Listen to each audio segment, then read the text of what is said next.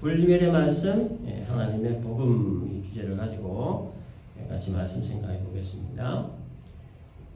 본문은 바울과 바나바의 그 이고니온 전도에 대한 기록입니다. 이곳은 현재 터키의 중요 상업도시인 코냐라고 하는 곳인데요. 당시에 많은 유대인들이 거주하고 있었고 또 회당을 중심으로 신앙생활을 하고 있었습니다. 바울과 바나바가 이고니온에 있는 회당에서 복음을 전했을 때에 복음을 믿는 자들과 믿지 않는 자들 이렇게 두 부류로 나뉘어졌습니다. 그래서 1절 보면 유대와 헬라의 허다한 무리가 믿더라. 2절에는 순종하지 아니하는 유대인들이다. 이렇게 기록되어 있죠. 그래서 같은 복음을 들었는데 믿는 자들이 있었고 믿지 않는 자들도 있었다는 거죠. 그리고 4절과 5절에도 보면 그 시내의 무리가 나뉘어 유대인을 따르는 자도 있고 두 사도를 따르는 자도 있는지라. 이방인과 유대인과 그 관리들이 두 사도를 모욕하여 돌로 치르고 달려들었다. 이런 기록이 있습니다. 그래서 복음을 듣고 바울과 바나바를 따르는 사람들, 즉 복음을 믿고 받아들인 사람들이 있었다는 거죠. 근데 반대로 복음을 듣고 오히려 악감을 품고 바울과 바나바를 모욕하고 돌로 치기 위해 달려든 사람들도 있었다는 겁니다. 이것을 복음의 양면성이라 읽었습니다. 복음의 양면성. 그래서 복음이 어떤 사람들에게는 생명을 살리는 것으로 어떤 사람들에게는 이 복음이 오히려 심판의 도구가 된다는 거예요. 이게 복음의 양면성입니다. 그런데 2절 중간을 보면 순종하지 아니하는 유대인들이 이방인들의 마음을 선동하여 형제들에게 악감을 품게 했다. 이런 기록이 있습니다. 그러니까 안 믿고 싶으면 본인만 안 믿으면 되는데 다른 사람들까지 믿지 못하도록 사람들을 선동했다. 아주 그냥 악감을 품게 했다는 겁니다. 왜 이런 짓을 했을까? 이유는 간단하죠. 이게 복음의 그 내용이 싫기 때문입니다. 복음의 핵심 내용이 뭡니까? 예수가 메시아라는 거죠. 이 말 듣기는 게 싫다는 거예요. 신성모독죄로 처단한 예수를 메시아라고 전하는 이 바나바도 싫고 바울도 싫은 거예요. 그래서 이 정통 꼴수분자 이 유대인들이 이방인들을 이렇게 선동을 한 겁니다. 싫으면 자기만 싫으면 되는데 다른 사람들을 선동해서 같이 싫게 만드는 사람이에요. 그래서 이런 사람들은 뭐 어느 시대, 어느 나라, 어느 민족 할 것 없이 항상 이런 부류의 사람은 있어 왔습니다. 듣기 싫고 믿기 싫으면 자기만 안 듣고 안 믿으면 되는데 다른 사람들도 안 믿도록 선동하는 사람들 우리 주변에도 항상 있습니다. 3절을 보면 두 사도가 오래 있어 주를 힘입어 담대히 말했다라고 하죠. 일부 그 유대인들의 반대와 이간질 그리고 모함에도 불구하고 이들이 이고니온에 오래 머물러 있으면서 복음을 전할 수 있었던 그 힘이 어디에서 나온 것이냐. 3절 첫 줄에 보면 주를 힘입어 그랬죠. 주님의 동심이란 말이죠. 주님의 주시는 힘과 능력으로 그렇게 할 수 있었다는 얘기입니다. 그리고 3절 중간에 보면 주께서 그들의 손으로 표적과 기사를 행하게 하여 주사 자기 은혜의 말씀을 증언했다라고 기록합니다. 바울과 바나바로 하여금 표적과 기사를 행하게 하신 분이 주님이다. 그런 얘기죠. 그래서 주께서 바울과 바나바를 통하여 표적과 기사를 행하게 하셨는데 목적은 뭐냐? 자기 은혜의 말씀을 증언하기 위해서다라고 말씀합니다. 이 표적과 기사에 대해 그 목적에 대해서는 우리 앞전에 사도행전 9장에서 우리가 이미 살펴봤습니다. 복음이 온전히 전해지고 구원을 얻게 하기 위해 표적과 기사를 행하게 하셨다는 거죠. 그래서 이 표적과 기사는 구원으로 가는 하나의 수단이다라고 하는 겁니다. 그래서 보리떡 5개와 물고기 2마리로 5,000명 먹이신 그 표적 사건이라든지 갈릴리 가나의 혼인잔치에서 물로 포도주를 만든 사건이라든지 불치병 환자들을 고치시고 죽은 자를 살리시는 등등의 이 표적 행하신 목적은 표적을 행하시는 분이 누구인지를 알게 하고 그 표적을 행하신 분이 하신 말씀을 듣고 믿게 하시기 위함이라는 거예요. 그래서 이 본문에서 주님이 바울과 바나바를 통해서 표적과 기사를 행하게 하신 목적도 동일합니다. 사람들로 하여금 복음을 듣고 그 복음의 주체이신 예수를 믿게 하는 것. 그래서 예수를 믿음으로 구원 얻게 하는 게 이게 바로 목적이었던 겁니다. 자, 그래서 이 돌로 치르고 달려던 유대인들을 피해 바울과 바나바는 이제 이고니온을 떠납니다. 떠나서 루가오니아의 두 성, 루스드라와 더베, 그리고 그 근처에서 복음을 전했다 기록합니다. 그래서 예루살렘으로부터 시작된 이 구원의 복음이 드디어 이방 땅에까지 전해지기 시작을 했습니다. 그런데 이 예루살렘에서 시작된 복음이 그 이방 땅 루스드라까지 전해진 그 경로를 보면 뭐 사람들이 모여서 한 번도 무슨 선교 전략을 짠다든지 무슨 계획을 세운다든지 뭐 이런 방법을 통해서 전해진 것이 아니라 핍박이나 환난을 피해 도망을 다니다가 복음이 전해진 겁니다. 본인들의 의사와는 상관없이 핍박이 일어나고 환난이 일어나고 모함받고 이간질 받고 선동받고 또 날아오는 돌들을 피해서 도망을 다니다가 잠시 머문 그곳에서 복음을 증거하게 되었다는 거죠. 그래서 이 사실을 통해 우리가 알 수 있는 것이 하나 있는데 모든 어떤 환난이라든지 하나님이 주시는 환난이라든지 어떤 뭐 핍박이라든지 어떤 어려움이라든지 이런 것들은 분명한 이유가 있고 목적이 있다는 거예요. 바울과 바나바도 처음에는 복음 전하다 핍박받고 피신을 하게 된 그 이유를 처음엔 잘 몰랐을 겁니다. 그러나 이게 이제 계속 반복이 되면서 하나님의 그 오묘한 섭리와 하나님의 손길을 깨닫게 되었던 거예요. 왜 복음을 전하는 그 자리에 핍박이 일어나는가? 그리고 왜 다른 곳으로 피신을 가야만 하는가? 그것은 복음을 이방 땅에까지 전하게 하시기 위한 하나님의 섭리다라는 것을 깨닫게 되었던 겁니다. 한 지역에서 복음의 씨앗을 뿌리고 또 다른 지역에 복음의 씨앗을 뿌리도록 하시기 위해 핍박이라고 하는 방법을 사용하신 거예요. 피신이라고 하는 방법을 사용하셨던 겁니다. 그러면 왜 굳이 핍박이라고 하는 방법을 사용하셨을까? 그거는 현실에 안주하고픈 마음을 없애기 위함입니다.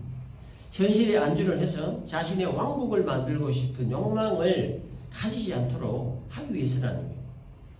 바울이 복음 전한 그곳에 믿는 사람이 많아지고 또 그 많은 사람들이 자신을 따르면 바울도 역시 사람이에요. 오늘도 뭐 성경에 그 고백했지만 당신 사람들과 똑같은 성정을 가진 사람이에요.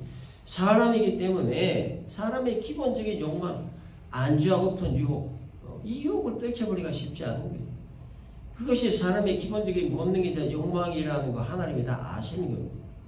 자, 하나님은 바울을 이방의 밑으로 사용하시기 위해서 택하셨고, 그래서 이 바울을 통해 하실 일이 지금 많이 있는데, 그런데 바울이 그 현실에 안주를 해버린다면, 바울을 통해 하셔야 될 일이 그 큰 차질이 빚어지는 겁니다. 그래서 하나님은 핍박이라고 하는 이 방법을 통해서 바울을 이리저리 계속 뺑뺑이 돌리시는 거예요. 그래서 복음 전에서 사람들이 몰려서 좀 될만하면 또 핍박을 통해서 또 다른 것으로 피신하도록 하신 겁니다.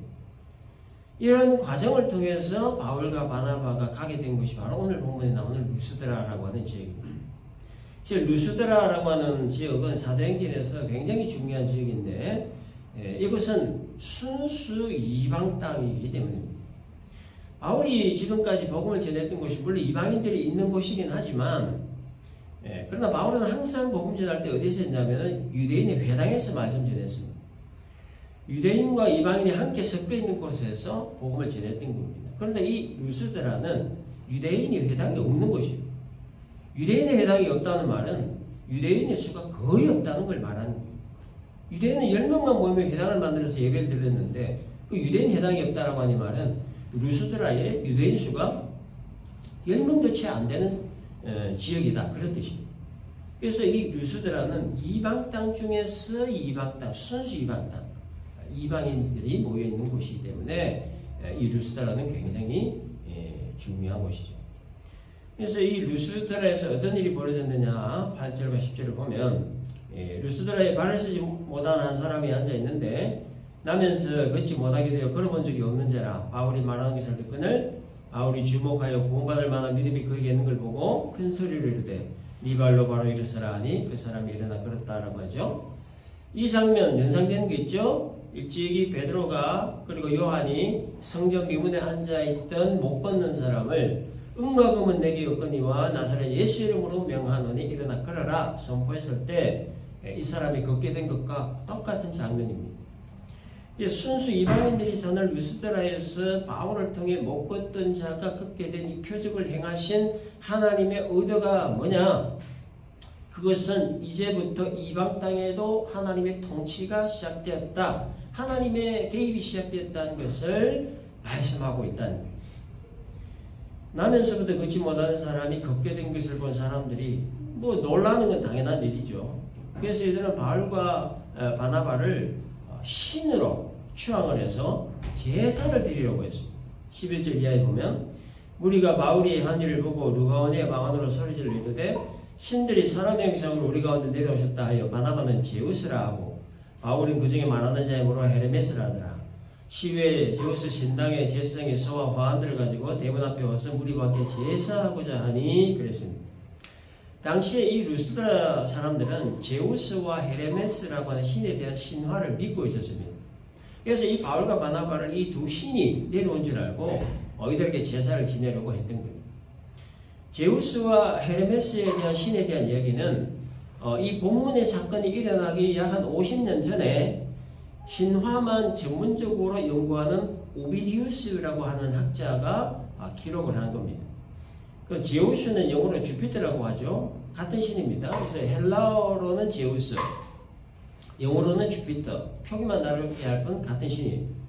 그래서 당시 사람들에게 가장 힘센 신, 최고의 신을 꼽으라고 하면 이 제우스 신이었습니다. 그리고 헤르메스는 심부름하는 신이었다고 합니다. 그래서 이 제우스와 헤르메스의 관계에 대해서 당시 사람들은 이 부자 관계로 이해를 했다고 합니다. 이 제우스와 헤르메스에 관한 재미있는 일화가 있습니다. 어느 날 이 제우스와 헤르메스가 사람의 행정을 하고 사람이 사는 세상으로 시찰 목적으로 내려왔다고 합니다. 이들이 한밤중에 사람의 집에서 하룻밤을 묵으려고 방문해서 요청했지만 거지를 대겠습니다. 그러다 마침내 초라한 늙은 부부가 살고 있는 오두막 집에 갔는데 이들은 비록 가난한 살림이지만 이 제우스와 헤르메스를 잘 대접을 해주었습니다. 후에 이 제우스와 헤르메스는 자기들이 가는 곳으로 돌아가서 자기들을 배척한 사람들을 다 진멸해버리고 또 자기를 잘 대접해 주었던 가난한 늙은 부부에게는 큰 복을 주었다고 합니다. 그래서 이런 신화를 믿고 있던 루스드라 사람들이 바울이 걷지 못하는 사람을 이렇게 세우는 이 신적 능력을 행하는 것을 보고 제우스와 헤르메스 신이 세상에 다시 왔다 이렇게 믿었다는 거예요.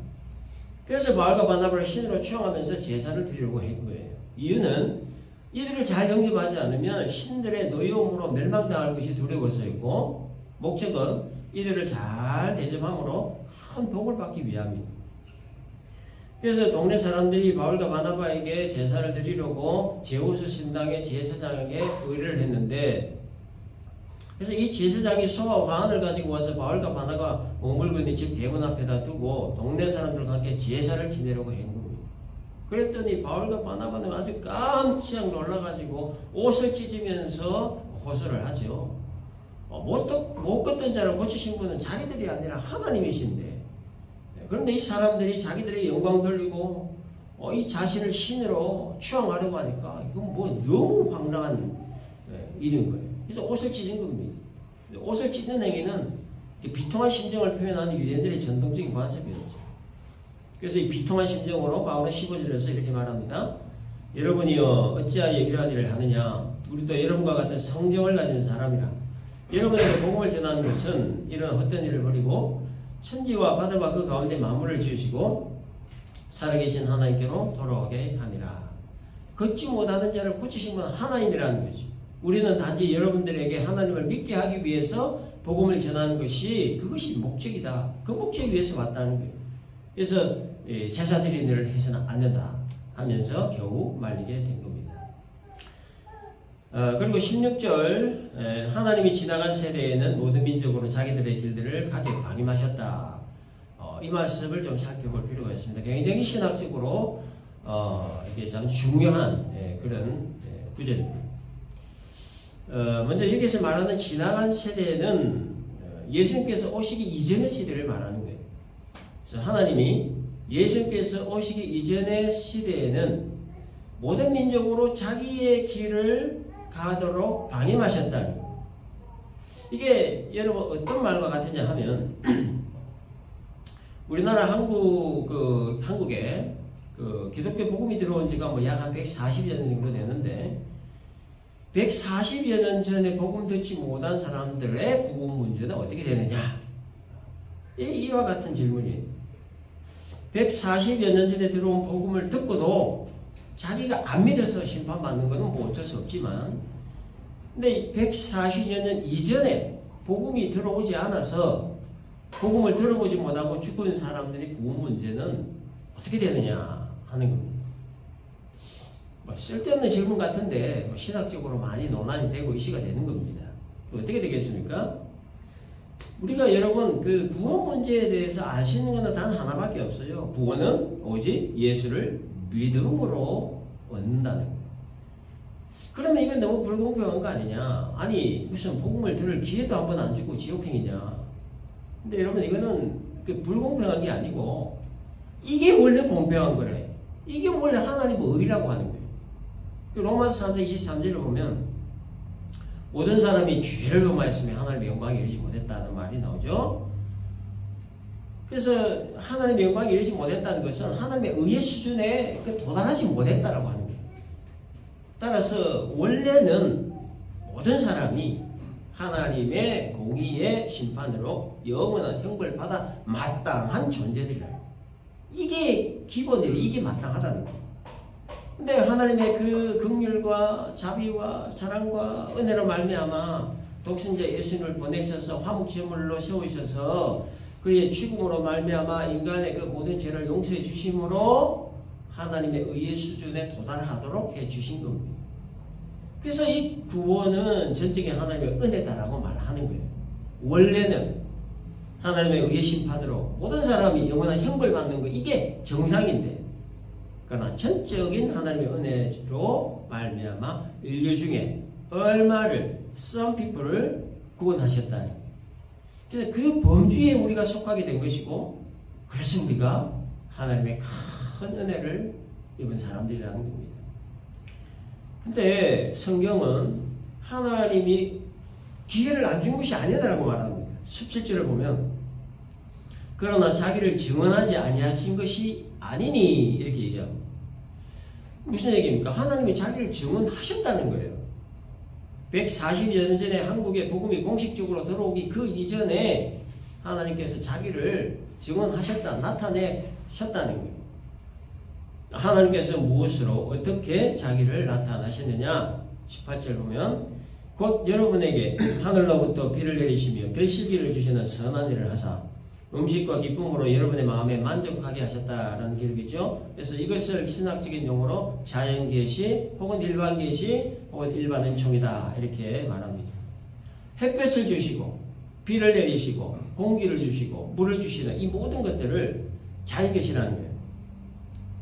햇빛이나 비나 공기나 물이나 이 모든 것들을 뭐 선한 사람이든지 악한 사람이든지 뭐 너나 구별 없이 믿는 자나 안 믿는 자나 아이나 어른이나 남자나 여자나 구별 없이 지구상에 존재하는 모든 사람들에게 베푸시는 은혜이기 때문에 일반 계시, 일반 은총 그리고 자연 계시다 이렇게 말하는 겁니다. 하나님의 주권과 영역 속에 있는 자연 계시, 해와 달과 별, 물과 공기와 바람 등등을 통해 하나님을 알만한 것들을 이 자연 계시를 통해서 이미 보여주셨다는 거예요. 그래서 뭐 하나님을 모른다 그런 핑계 댈 수 없다는 거죠. 그런데 이 일반 계시로는 우리가 믿는 여호와 하나님을 명확하게 알 수가 없기 때문에 그래서 하나님의 특별 계시를 주신 겁니다. 이 특별 계시는 하나님께서 몇몇 사람들을 감동시키셔서 자신의 말씀을 기록하게 하신 성경을 말하죠. 그리고 이 특별 계시의 최절정은 하나님의 아들이 육신을 입고 이 땅에 오신 예수 그리스도 특별 계시의 절정이죠. 그래서 이 특별 계시를 통해 우리는 하나님을 알 수 있고 구원의 길을 알 수 있는 겁니다. 이 정도를 하고요. 자, 이제 바울과 바나바를 신으로 취향을 해서 자기들에게 제사를 드리려는 이 루스드라 사람들에게 이런 말을 했던 이유가 있습니다. 첫째는 15절 중간에 보니까 이런 헛된 일을 버리라.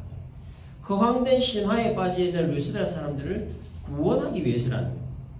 사실 여부도 확인하지 않고 검증되지 않은 그 헛된 신화에 눌려있는 이 사람들로 하여금 그 신화가 얼마나 허황된 말인지를 깨닫게 하고, 둘째는 15절 중간에 천지와 바다와 그 가운데 만물을 지으시고 살아계신 하나님께로 돌아오게 하려는 이 목적으로 이런 말을 한 겁니다. 해와 달과 별과 물과 바람과 공기와 들에 피는 백과 반송이 들풀 하나 하늘의 새들, 이 모든 자연 만물을 다스리고 주관하시는 하나님의 존재를 알게 하고 그 하나님을 믿도록 하기 위해 17절의 말씀을 했다라는 겁니다. 자, 이렇게 해서 이제 바울과 바나바는 자기들에게 제사 드리려고 하던 사람들을 이제 막을 수 있었는데, 그런데 마침 그때 바울과 바나바가 루스드라에 있던 소식을 들은 유대인들이 또 이 루스드라에 와서 또 이 사람들을 충동질해가지고 바울을 향해 돌을 던지게 했습니다. 19절. 유대인들이 안디옥과 이고니온에서 와서 무리를 충동하니 그들이 돌로 바울을 쳐서 죽은 줄 알고 시외로 끌어내쳤다. 금방까지 자기를 신으로 추앙해가지고 제사를 드리려고 했던 이 사람들이 이 바울에게 돌 던졌어요. 뭐 돌을 얼마나 많이 던졌는지 뭐 죽을 정도로 던졌어요. 그리고 바울이 죽은 줄 알고 이 도시 밖으로 그냥 갖다가 내버려버려요. 왜 이 루스드라 사람들이 신으로 추앙하려던 바울에게 돌을 던졌을까? 뭐 아마도 바울에게 큰 실망을 했기 때문이 아닌가 싶습니다. 걷지 못하는 사람을 걷게 한 큰 표적을 향한 이 바울이 그들이 믿고 있던 그 신화성의 주인공이 아니라고 하는 것에 대한 실망이었죠. 바울이 그 신화성의 주인공이라고 하면 자기들이 환대를 하고 또 잘 대접을 하고 또 신하로 추앙을 하고 제사를 드림으로 그 신화 속의 노부부와 같은 큰 복을 얻을 것인데 그걸 기대했는데 알고 보니까 그게 아니었던 거죠. 그러던 차에 마침 안디옥과 이고니온에서 유대인들이 충동질에 넘어가 버리고 말한 겁니다. 그래서 이 인간의 이중성을 볼 수 있는 장면이죠. 달면 삼키고 쓰면 뱉는 이 이중성입니다. 무엇이든지 나에게 유익이 되는 적군도 아군이 될 수가 있고 무엇이든지 나에게 유익이 되지 않으면 아군도 적이 될 수 있다. 이런 이중성을 우리 인간이 갖고 있는 겁니다. 그래서 루스드라 사람들 자기들에게 유익이 될 만하다 싶으니까 도시 밖에 있는 지오즈 신당 제사장까지 모시고 와가지고 제사를 드리려고 했는데 근데 아니다 싶으니까 사람이 죽을 정도로만 돌을 던져버립니다. 바울은 신의 자리에까지 올라갔다가 졸지에 돌 맞아 죽은 자의 자리까지 내려갔습니다. 바울이 뭐라고 했습니까? 자기들끼리 난리죠. 자기들끼리 뭐 신이라고 그러고 자기들끼리 돌 던지고 뭐 그렇게 한 겁니다. 유익이 될 만하다 싶으면 사람도 신으로 만들고 유익이 되지 않다 싶으면 뭐 가차없이 죽이고 내다버리는 그 인간의 이중성과 자연성을 볼 수가 있어요. 이제 돌맞아 피투성이가 되어 기절한 상태에 있던 바울이 죽은 줄 알고 성 밖으로 내다버렸습니다. 그래서 이 소식을 들은 바울의 제자들이 성 밖으로 버려진 바울 주변에 둘러서 있었습니다. 이 제자들이 바울의 상태를 쭉 지켜보고 있다가 이제 숨이 딱 넘어가면 아마 장례를 치를 준비를 하려고 주변에 있었던 것 같습니다. 근데 20절 보니까 제자들에게 둘러싸여 있던 바울이 일어났다라고 기록합니다. 누가 일어나겠습니까? 하나님이시죠. 제자들은 그저 바울 주변에 서 있었을 뿐이었습니다. 너무나 어이없이 피 흘리고 죽은 듯 보이는 바울을 그저 그냥 물끄러미 쳐다만 보고 있었을 뿐이에요. 근데 바울이 다시 깨어났습니다. 루스드라 사람들이 바울이 분명히 죽었다 생각을 했거나 아니면 숨이 붙어 있었어도 도저히 살아날 가망이 없는 줄 알고 이 내다버린 것인데 그런데 이 죽은 시체와 같은 바울이 다시 살아나서 그 이튿날 바나바와 함께 더베로 갔습니다. 그래서 여러분 이 장면을 통해 또 우리가 알 수 있는 게 두 가지가 있는데요. 하나는 사명자는 사명을 완수할 때까지 하나님께서 그 생명을 거두가시지 않는다. 죽어 보이는 상황은 연출이 될지는 몰라도 사명자는 그 사명이 완수될 때까지 하나님께서 그 생명을 붙들고 계신다는 생명의 주관자가 하나님이시기 때문에 여러분 우리들 역시도 하나님으로부터 특별한 목적을 두고 부름을 받은 사명자들입니다. 우리들 한 사람 한 사람에게 맡긴 사명이 각자 다르지만 그 분명히 있습니다. 그래서 그 사명 완수하기까지 하나님께서 우리의 생명을 붙들고 계신다는 거예요. 그래서 우리의 삶의 여정에 여러 가지 어렵고 힘들고 불편한 일이 있을지라도, 죽을 것만 같은 일이 있을지라도 사명자는 그 사명 완수하기 전까지 하나님이 그 생명을 붙들고 계시다, 이 사실을 붙들고 우리가 살아야 된다는 거죠. 두 번째 알 수 있는 것은 이 복음의 불멸성입니다. 돌에 맞은 바울이 죽은 줄 알고 내다 버렸는데, 근데 바울은 아무 일 없다는 듯이 훌훌 털고 일어나 그 다음날 바나바와 함께 더베로 갔습니다. 더베 뭐라고 갔습니까? 복음 전하기 위해 갔죠. 21절, 이튿날 바나바와 함께 더베로 가서 복음을 그 성에서 전하여 많은 사람을 제자로 삼았다라고 기록합니다. 이거 뭘 얘기하는 겁니까? 아무리 복음을 반대하고 거부하고 짓밟고 돌을 던져도 복음은 절대로 멸하지 않는다는 것을 말하는 거예요. 복음은 누구에 의해서, 무엇에 의해서, 어떤 물리적인 힘에 의해 중단되지 않는다는 거예요. 주님 다시 오시는 그날까지 중단되지 않는다는, 이 복음의 불멸성을 말씀하고 있는 거예요. 자, 이렇게 해서 이제 바울과 바나바는 더베에서 1차 선교 여행을 끝내고 다시 루스드라와 이고니온을 거쳐 파송받았던 안디옥으로 돌아가 약 1년 정도를 머무르며 휴식을 취한 뒤 이제 2차 선교 여행을 준비하게 된다 하는 것이 오늘 본문의 내용입니다. 그래서 오늘 본문 세 가지로 정리를 하면 이렇습니다. 첫째, 모든 어려움들 속에는 분명한 이유가 있고 목적이 있다는 것. 두 번째, 사명자는 사명 완수할 때까지 하나님께서 그 생명을 붙들고 계신다는 것. 세 번째는 복음은 주님 이 땅에 다시 오시는 그날까지 중단되지 않는다는 것, 불멸한다는 것. 그래서 오늘 이 말씀 세 가지 여러분 잘 기억을 하시고, 우리의 삶 가운데 발생하는 여러 가지 어려움과 힘듦 속에 담겨있는 분명한 이유, 목적을 잘 찾아서 지혜롭게 대처하시길 바라고요. 또 우리의 생명은 하나님이 주관하신다는 사실을 우리가 항상 의식을 하고, 우리 주님께서 이 땅에 다시 오시는 것까지, 혹은 우리 개인의 생명이 끝나는 그날까지 우리 모두의 공통의 사명, 복음 전함의 사명을 잘 감당하며 살아가는 복되고 지혜로운 성도 우리 모두가 되시기를 주님의 이름으로 축원합니다.